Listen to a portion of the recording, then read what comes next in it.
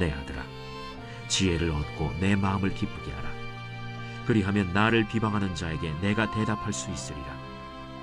슬기로운 자는 재앙을 보면 숨어 피하여도 어리석은 자들은 나가다가 해를 받느니라. 타인을 위하여 보증선자의 옷을 취하라.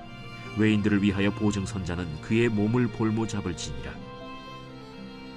이른 아침에 큰 소리로 자기 이웃을 축복하면 도리어 저주같이 여기게 되리라. 다투는 여자는 비 오는 날에 이어 떨어지는 물방울이라. 그를 제어하기가 바람을 제어하는 것 같고 오른손으로 기름을 움키는 것 같으니라. 철이 철을 날카롭게 하는 것 같이 사람이 그의 친구의 얼굴을 빛나게 하느니라.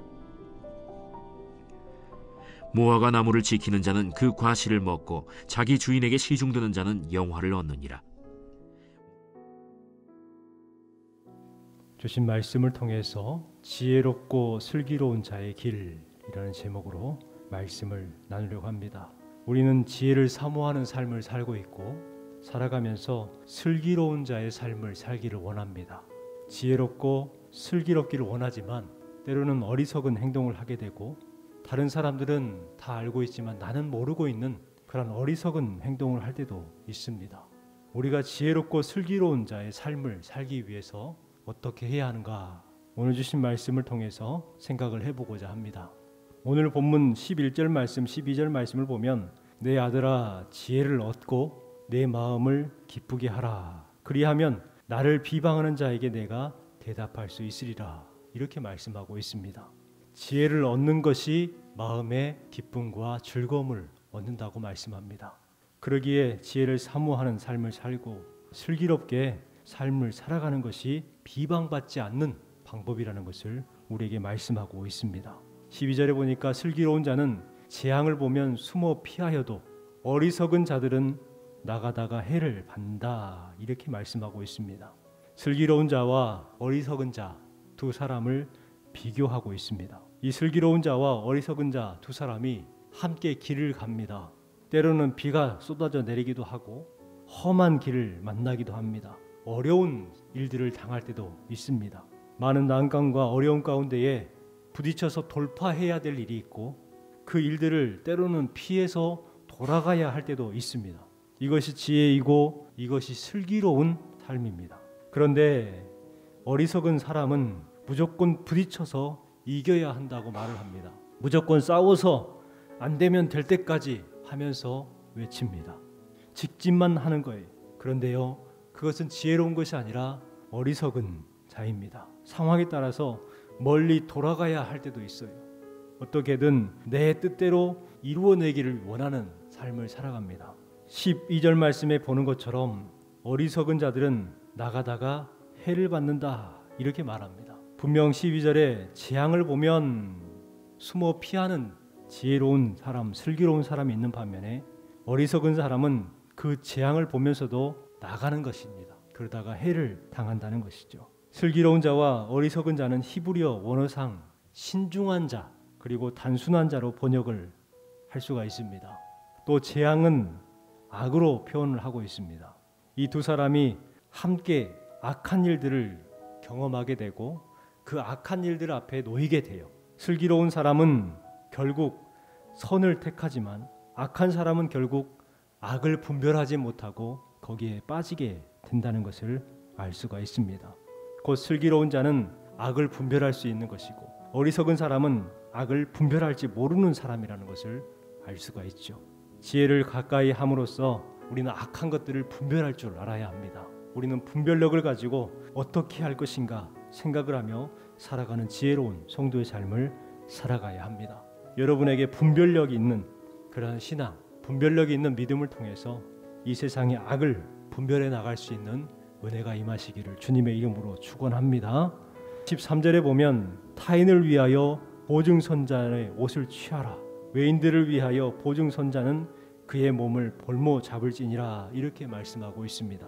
타인을 위하여 보증선자의 옷을 취한다 이렇게 말을 하고 있습니다.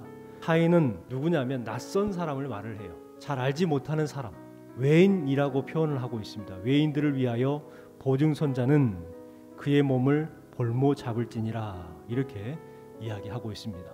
어리석은 사람은 낯선 사람, 외인들에게조차 보증을 서버립니다. 그럼을 통해서 잘못되어 돈을 잃어버리죠. 결국 빚더미에 앉게 되는 것입니다.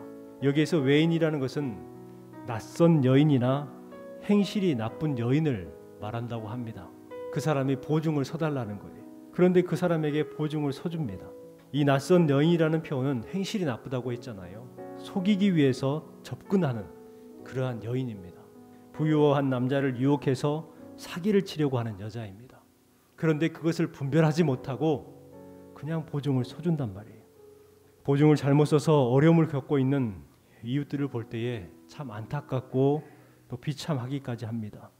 갑작스러운 어려움을 당하다 보니 가족들이 뿔뿔이 흩어지기도 합니다.